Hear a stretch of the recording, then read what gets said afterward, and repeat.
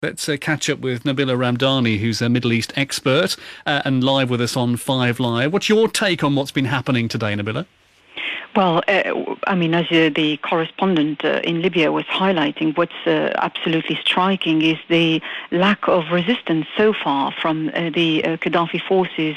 We've been hearing very defiant messages from the Gaddafi regime throughout the day, even throughout the night. Last night, Gaddafi himself made several audio messages calling the rebels rats, unsurprisingly, but also saying that the fireworks of victory were louder than the bombs of the aircraft. We've seen his son, Saif al-Islam, appearing on state television as well, extremely defying, saying that the possibility of raising the white flag was not even an option. And we've seen also a presenter, a newsreader on the state television showing a weapon and in effect saying that all loyalists to the regime are carrying weapons and are ready for a bitter fight to defend the regime, but also to fight NATO. And so far, what is striking is that we have seen no such signs of resistance except for isolated snipers in the capital city. The fact that we've heard so much from the Gaddafi regime in the past 12 hours or so, with statements and news conferences and messages and this, that and the other, sort of smacks of desperation a bit, doesn't it? The fact that they're putting stuff out all the time. Very much so, and I think very lately we've seen also his very loyal head of secret services, who Sanusi, who looked pretty relaxed, I have to say, for what seems to be quite a historical night for Libya, and coming up with all sorts of allegations against President Sarkozy of France, and launching attacks against terrorist groups in Libya, behind allegedly behind all these conflicts.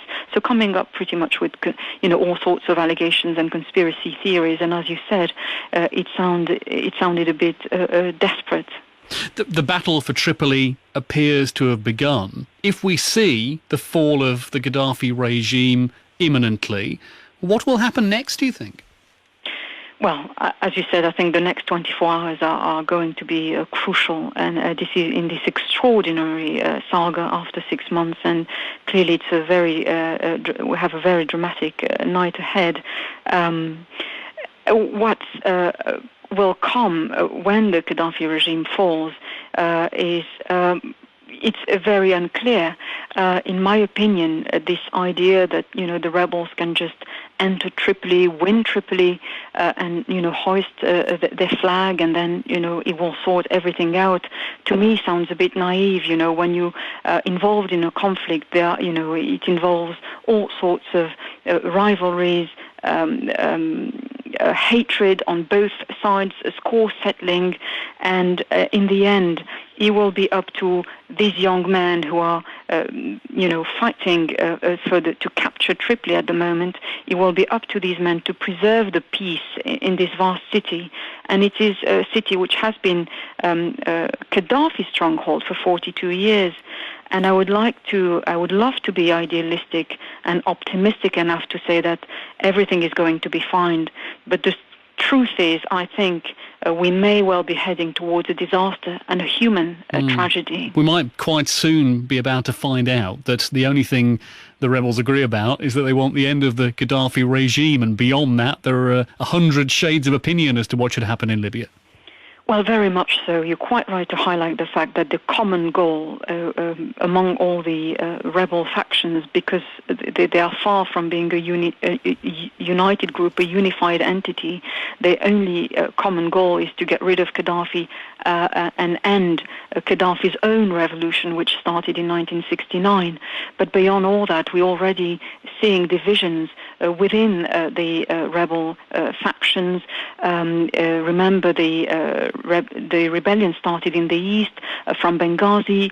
We already have claims from the rebel forces in the southwest claiming that they have done much of all the fighting, and hence They should be in charge of the country. There's already fighting over control over the resources and infighting between people fighting Gaddafi.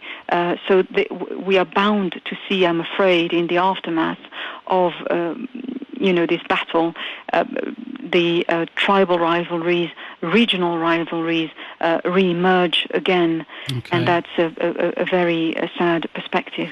Middle East expert Nabila Ramdani, thank you very much indeed.